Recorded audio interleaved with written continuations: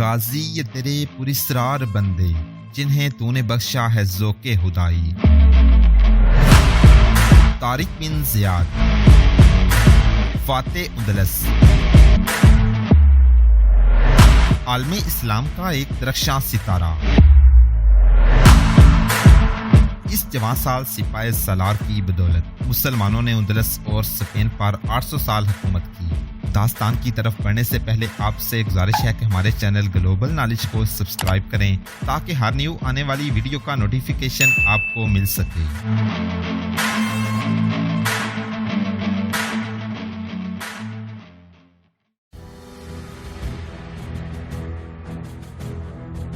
4-5 दिनों बाद हुनरी मूसा के कासद के साथ सियुस्ता से आ गया। मुअज़्ज़ज़ मेहमानों की तरह उसकी खातिर तवाज़ो की गई, फिर उसे मूसा के पास भेज दिया गया। हुनरी ने फ्लोरिंडा के बाप को नहीं बताया था कि उसकी फ्लोरिंडा के साथ दीवानावार मोहब्बत है और वो चोरी छुपे मिलते रहे हैं और वो फ्लोरिंडा की जुदाई बर्दाश्त न कर सका, इसलिए उसके पीछे तुलिता चला गया था। उसने जूलियन को अपने तुलिता जाने की वजह यह बताई थी कि सियुस्ता में उकता गया और सैरो तफरी के लिए गया था। मूसा बिन नुसैर को उसने अपनी और फ्लोरिंडा की मोहब्बत और मुलाकातों की और फ्लोरिंडा के पीछे तुलिता जाने की और वहाँ की मुलाकातों की और इस लड़की के साथ शाह उंदलस की ज्यादती की ये सारी रोदात सुनाई जो ऊपर सुनाई जा चुकी है। मूसा ने हुनरी से बहुत कुछ पूछा। हुनरी हर सवाल का जवाब देता रहा। इस तरह मूसा ने अपने शकूक रफा कर लिए। उसने हुनरी को मेहमान खाने में भेजकर जूलियन को अपने पास बुलाया। मेरे भाई जूलियन, मूसा बिन नुसैर ने कहा, मैंने तुम्हारी हर बात और दोस्ती की पेशकश पर गौर कर लिया है। अपने सालारों, हाकिमों और मशीरों से सुलह मशवरा कर लिया है। मैं तुम पर एतमाद करता हूँ, लेकिन मैं इतना बड़ा फैसला करने में आज़ाद नहीं। उंदलस कोई छोटा सा मुल्क नहीं और उंदलस की फौज मामूली फौज नहीं। मैं खलीफा से इजाज़त तलब कर रहा हूँ। आज ही कासद को खलीफा के नाम पैगाम देकर दमिश्क भेज दूंगा। तुम्हें जवाब का इंतजार करना पड़ेगा। कासद तेज रफ्तार होगा, फिर भी एक चांद जितना लंबा सफर है। 1 महीना, कासद 2-4 दिन पहले भी आ सकता है। तुम चले जाओ, 25-26 रोज बाद आ जाना या मैं तुम्हें इतला देकर बुलवा लूंगा। मूसा ने जूलियन को रुखसत करके कातब को बुलाया और खलीफा के नाम एक तवील पैगाम लिखवाया। जूलियन की राम कहानी तफसील से लिखवाई। इस वक्त खलीफा वलीद बिन अब्दुल मुल्क था, जो सही मानों में मर्द मोमिन था। इस्लाम को समुद्र पार पहुंचाने के जज्बे से वो सरशार था। इन्हीं दिनों मोहम्मद बिन कासम को वलीद बिन अब्दुल मुल्क ने ही हिंदुस्तान भेजा था। हिजाज बिन यूसुफ उसका दस्ते रासत था। मूसा ने जूलियन की तमाम बातें लिखकर खलीफा को लिखा। ये तो एक इत्फाक है कि जूलियन एक तनावर दरख्त से कटे हुए टहन की मानिद हमारी जोली में आ गिरा है। मैं अपनी बात इन अल्फाज में पेश करता हूँ कि एक अरसे से मेरी नजरें उंदलस की तरफ उठ रही हैं। इस्लाम का प्यामे मिस्र और अफ्रीका के साहिल पर आकर रुक गया है। मैंने कई बार तुंजा के साहिल पर खड़े होकर उंदलस की तरफ देखा है और समुद्र का सीना चीरकर उंदलस पर हमले के मंसूबे बनाए हैं।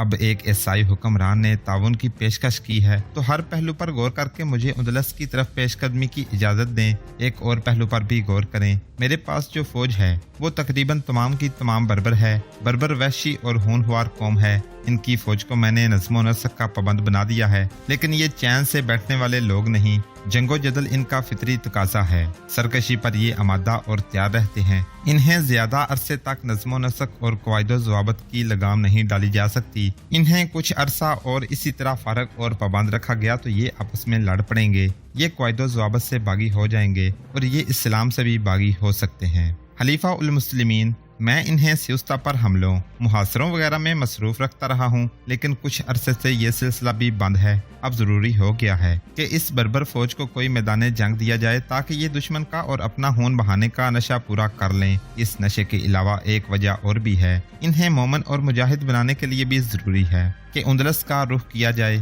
ताकि ये लोग कुफरस्तान में जाकर फतह हासिल करें और इस्लाम को फरोग दें। इस तरह इस्लाम इनके रगो रेशे में उतर जाएगा। कासिद बहुत दिनों बाद खलीफा वलीद बिन अब्दुल मुल्क का जवाब लेकर आ गया। जवाब हौसला अफजा था। अलबत्ता खलीफा ने जोर देकर लिखा था कि एहतियात लाजमी है। जो लोग दीन इस्लाम से बाहर हैं उन पर मुकम्मल तौर पर भरोसा और एतमाद करना खतरे से हाली नहीं होगा। खलीफा ने एहतियात के सिलसिले में लिखा कि जूलियन को किसी तरह आजमा लिया जाए। अगर वालिय सियुस्ता जूलियन आजमाइश पर पूरा उतरे तो दमिश्क इतला दी जाए। यहाँ से कुमक और दीगर जरूरी सामान जल्दी भेज दिया जाएगा।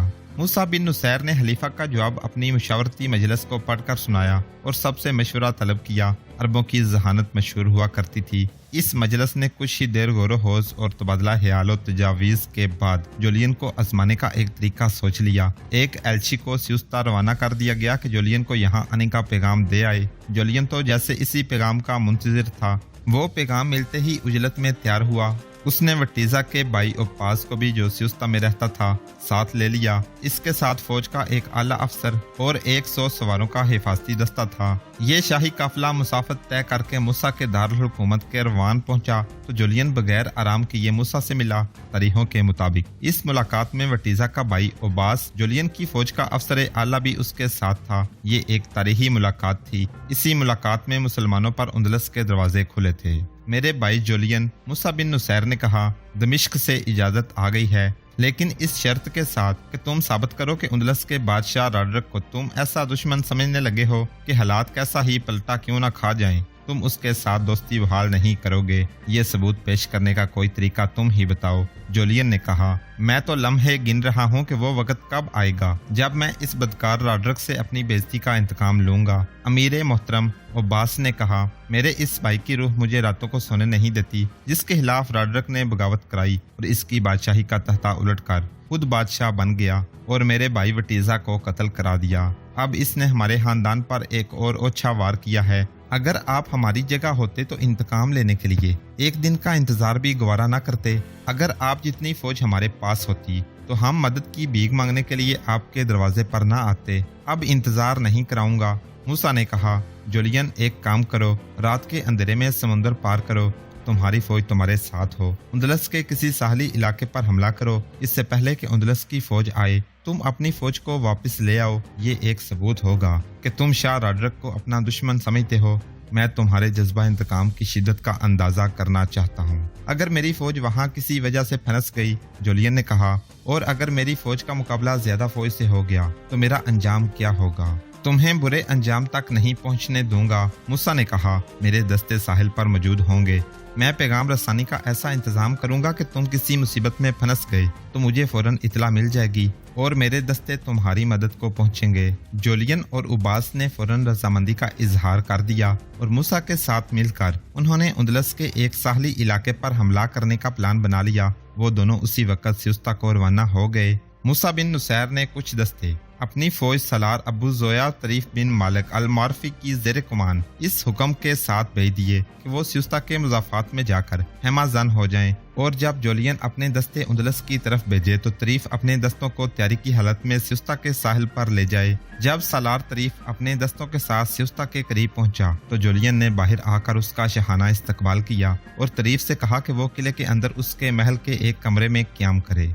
काउंट जूलियन, सलार तरीफ ने कहा, हमारे यहाँ सलार अपने आप को अपने लश्कर के किसी एक सिपाही से भी बुलंदो बरतर नहीं समझता कि वो उससे अलग रहे। मैदान जंग में सलार और सिपाही एक होते हैं। हमारा मजहब बरतरी और कमतरी को तस्लीम नहीं करता।